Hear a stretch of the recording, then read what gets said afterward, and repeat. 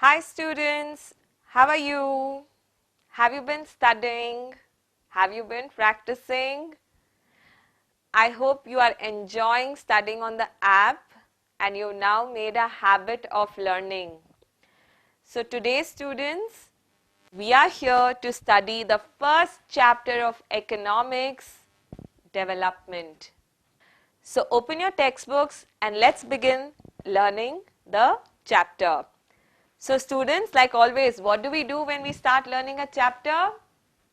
We first know what topics are going to be learnt in the chapter.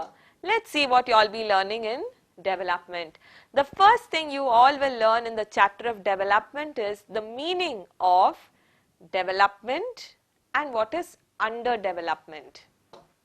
Then we will be learning what are the indicators. So if I am calling a particular country developed, what are the indicators? How do I come to know that it is a developed country? So we will be learning these indicators of development. Next, we will be learning specific human development indicators. Very, very important. HDI. Human Development Indicators. In the end, we will learn this topic of gender related development, meaning the development for male and female based on their gender. Now let's begin learning the chapter with the first topic where we will understand the meaning of development. Students, what do you think is development? Let me tell you the story of two people, Amit and Manjula. Amit, whenever he has to travel, he can take a flight. When his parents fell ill, he could afford the best private hospital. Now let's look at Manjula. Manjula's husband fell ill. She could not even afford to go to the basic hospital. She just gave him medicines by referring to the local doctor. When she has to travel, she goes by public bus. She has never seen a flight. So we can say that Amit is living a lifestyle that is quite developed or progressive. So he has access to more facilities because of his income. We all strive or work hard to achieve success and to progress in life. Okay, we are all continuously trying for this. When a country or a nation in a same manner continuously attempts to progress by providing more and more quantities of goods and services to the people and for improving their well-being, this process is called development. So the process of enhancing or adding society's capacity to satisfy its needs on a larger scale is referred to as development.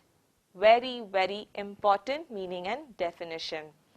You could say that these facilities could be 24/7 electricity, 24/7 water. It could be transport facilities where we have good air-conditioned buses, we have trains, metro services, well-made pakka roads, and so on. Economic development, what does it refer to? Let's learn.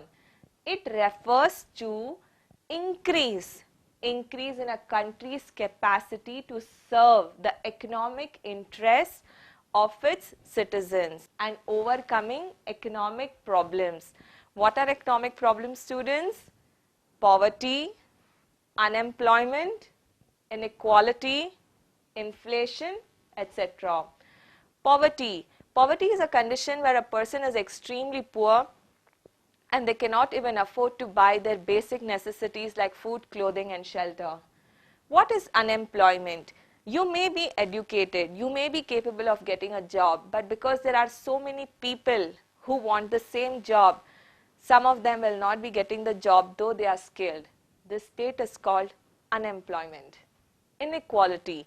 Inequality is when two people don't have equal access to resources. Lastly, inflation. Inflation is a situation in the economy where, for instance, one loaf of bread is being sold for 20 rupees, but suddenly the bread is now costing 2000 rupees. Though you have money, can you buy any good with it? Can you buy any product or service? No. So the value of the currency decreases. This state is called inflation. Students, now let's discuss what is development and what is underdevelopment. In the beginning of the chapter, I gave the example of Amit and Manjula, if you all remember. But from now, whenever we are reading the chapter, as we read and understand the concepts, we will be thinking like a country. I am not an individual, I am thinking like a country. So when I am saying development, I am going to think of the entire country. Okay, now let's look at the meaning of development for the entire country.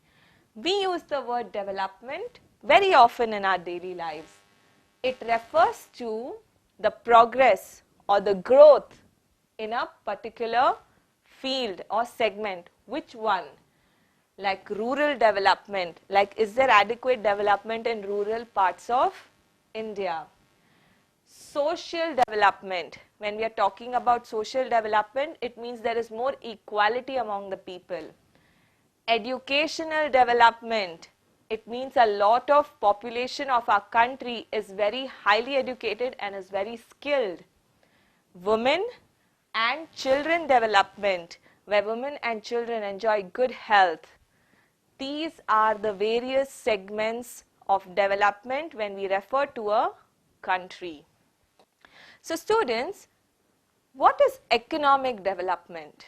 When economic activities that lead a country to earn more wealth is called economic development.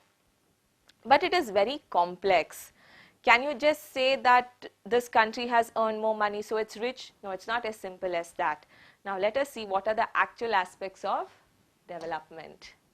We have a definition by Professor Meyer and Baldwin.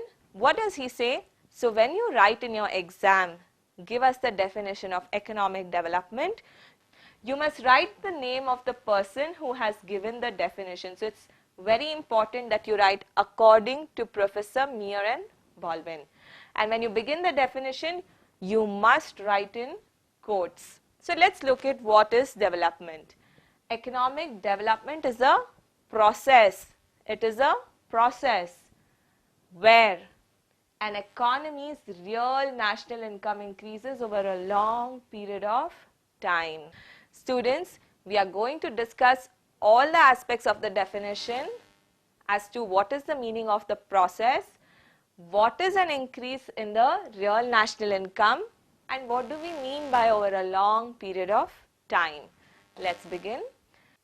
Students, now let's understand what does the process mean in the definition of economic development. Before that, I have a small question to ask all of you. Let's compare the developed country of United States of America, USA, to a developing country like ours, India. Students, what do you think will be in a lot of demand in a country like US? When I'm thinking, I think that they would be demanding a lot for cars, for very good housing, air travel, and so on. Because most of the people staying in the United States are well employed. They have access to very good opportunities for employment. Let's look at India now. What do you think will be in main demand in India? In India, we have a lot of demand to make the basic necessities met. Like for instance, food, like for instance, getting LPG connection to all houses, like ensuring that there is water and electricity connection in all parts of the country and so on. So the things that are demanded and the things that are in supply is what is referred to in this process. So in the process, it refers to the operation of which forces? The forces of demand and supply. These forces change the supply of factors of production. What are the 4 factors of production? Land, labor, capital and technology. And in the structure of demand for these products. When these factors, when the supply in these factors of production change, how does it change? It changes by additional resources. Like we may have discovered new natural resources which were not being used before but are very important now, like the discovery of LPG, discovery of petroleum mines, discovery of quartz and so on. It could also be related to skill development, where the human resource of the country is very highly skilled. Capital accumulation. The citizens of the country may have a lot of wealth that they may want to invest in different sectors. Population growth. How can population growth help? There will be so many people who can give skilled labor or skilled work. Adoption of better techniques of production. You all may have heard that Japan is such a small country, but it gives the best technology to whole of the world. Why? Because they have very good techniques of production. So the demand for products changes. Why does it change? It could be change in size and composition of population. It could be because of that, or because of change in the level and distribution of income, because of change in tastes of people, etc. These changes contribute to what? To an increase in the national income. Now let me give you an example. How does the size and composition of population change the demand? Germany, for example, has a lot of citizens who are above 60. So they have a population that is mainly composed of senior citizens. So there will be more demand for elderly care hospitals. In India, we are known as a youthful country. Majority of our population is below 35 years of age. So we have so many thriving educational institutions. So this is how change in size and composition of population leads to change in demand. What about level and distribution of income? I already gave you an example. If somebody is living in the US, there is more demand for cars, for air travel and so on. Why? Because the level of income is high. Whereas when the level of income is low, they would demand for very basic necessities like food, clothing and shelter. Tastes. Tastes depend on what a person likes or what a person dislikes. For example, in India, most of the people have a taste for tea or the chai, whereas when you go to European countries, they have a taste for coffee. So taste also affects the demand of a particular product. All of this changes, they contribute to an increase in the national income. So students, let's summarize what is the meaning of process in the definition of economic development. The meaning of process is the factors of demand and supply, how they change and how they affect the national income. Now let's look at what is real national income. The definition of real national income is very, very important. National income, or a country, the entire nation's income, is the total volume of all goods and services produced in a country during 1 year. What is it an important measure of? It is an important measure of development. So what is real national income? It is the total volume of goods and services produced in a country in 1 year. Higher the national income, more the national income, higher is the economic development. And the lower the national income, lower is the economic development. But the emphasis here is on the word real. It's not just national income, it is real national income. What is the meaning of the word real? It refers to the purchasing power of income. For example, if you are in country A, in 100 rupees, you can purchase 3 pizzas. In country B, you can purchase in 100 rupees only 1 pizza. Which country do you think is richer? Of course, country A. Why? Because in 100 rupees, you are able to purchase more goods and services. So that is called real, which reflects purchasing power of the money or of the income. The prices have a tendency, meaning a nature, to rise over time. Students, we often hear people say that the prices are inflated. The prices are inflated. It's in the news. It's written in a lot of books. What is this inflation? If you all remember, I gave you the example in the starting of the chapter. Now let's understand it in detail. In 2019, January, the price of 1 kg rice was rupees 100. In 2020 January, the price increased and 1 kg rice is now at 110 rupees. In 2019, my salary was 1000 rupees. So in that salary, I could buy 10 kgs of rice because the rice was 100 rupees per kg. Now in 2020, my salary also increased and my salary now is 1100 rupees. But I can still buy the same amount of rice, that is 10 kgs. So is there a growth? Before also I could buy 10 kgs rice. After increment also I am buying 10 kgs rice. Is there an increment? No. Why? Because there is inflation. That is, the price of the rice has increased, salary has increased, but the purchasing power has remained the same. So whenever we calculate national income and we say we are calculating real national income, we have to first check if the purchasing power has changed. That is, you have to remove the effect of inflation and then check if there is an actual development. So students, the price, this price that has adjusted income reflects the true or the real purchasing power of income. This emphasizes the importance of maintaining price stability in promoting development. So had the price remained 100 rupees per kg for the rice and your salary increased, then you could have bought 11 kgs. That would have been development.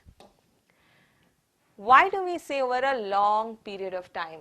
The increase in real national income should be sustained, or it should not just be like for 1 year or 6 months. It must be for a longer period, say for over 10 years or more. Short-term spurts in income are not considered as development, because when things are for a short term, they are there today, they may not be there tomorrow. So a minimum of 10 years. How do we ensure this long period of time is achieved?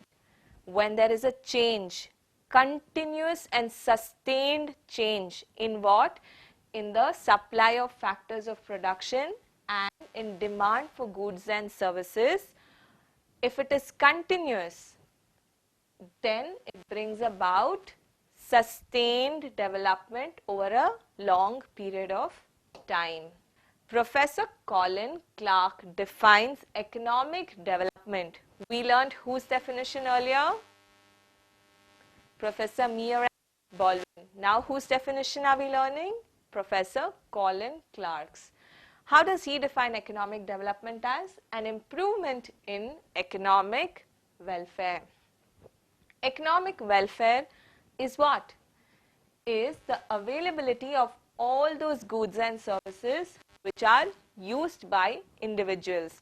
If we as individuals want good transport service like the metro, like well-air conditioned buses, they must be available. Good hospital and healthcare facilities, extremely good educational institutions, and so on. Improving economic welfare, that is these services that are used by individuals, also means reducing the economic ills of poverty. Hence, what is economic development? It's a process that extends over a long period of time, that which helps in reducing poverty and thereby helps a country to achieve self-sustained growth in income. Please learn this from exam point of view. It is very, very important. Over a period of time, there is a new concept that has come up which we also used in the previous definition, the word sustained. Or what is this concept of sustainable development? Let us look at it. So the objective or the goal of economic development is now more inclusive. They want to include everyone. And this concept of sustainable development is just that. Ensuring that every person is benefited in the process of development is inclusive development. Preserving natural resources and the environment for the benefit of future generations is sustainable development. So we learned what is economic development, we learned what is inclusive development, and now we learned what is sustainable development. Students, now let's learn what are the objectives or the goals of economic development. I'm sure now that you all know the meaning and definition, you will already know the goals. Number 1, increasing income. 2, attaining equality. 3, reducing poverty. 4, reducing unemployment. 5, reducing inequalities. 6, conserving or preserving resources and environment. And lastly, enhancing overall welfare. So USA, Canada, Japan, Germany, England, Australia, these are countries, and some more countries in Western Europe, they have experienced or witnessed long-term rise in income much before 1950 itself. So by the time we got independence, these countries were already developed nations. Countries like Singapore, Hong Kong, Malaysia, China, and many others have witnessed long-term rise in incomes after 1950s. These are also developed countries of the world. While these are the developed countries, at the opposite end we have the underdeveloped countries. First, students, let us understand what is this underdevelopment. So the word, like how we learned the meaning and definition of development, let's learn the meaning and definition of opposite of it. The word underdevelopment denotes, what does it mean? A backward and stagnant. It's backward, stagnant means things are not moving. A situation where levels of living of people are low. Why is it low? Due to lower level of per capita income. Students, what is per capita income? Per capita income is when you take the national income and you divide it by the total population of the country, you get per capita or a single individual who's living in the country, their income. And lower productivity, there is low productivity apart from a very high population. What is lower productivity? Let's say, for example, in a developed country like country A, in 1 acre of land, 10 people are able to produce 100 kg of rice. Whereas in an underdeveloped country, because they don't have such scientific equipment and methods of growing rice, they are able to grow only 25 kgs of rice. So this is called lower productivity. Same amount of land, same number of people are working, but the outcome, the end result is so different. Lower productivity. What does the United Nations have to say about underdevelopment? An underdeveloped country is one whose real per capita income is lower than that of USA, Canada, Australia and Western Europe. Emphasis here is on it's always on the income, low income level, relative. Relative means when you compare it to which countries? To the advanced countries.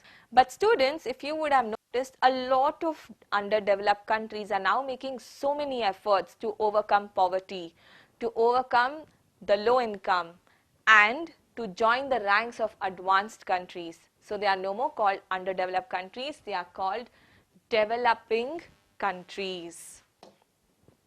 The World Bank has a report. What is the name of the report? World Development Report. What does it give in this report? It gives a classification of countries into high, medium and low income countries. And all countries that are in the middle income category are also referred to as developing countries. India has made eminent progress and is called as a developing country since the year of 1990.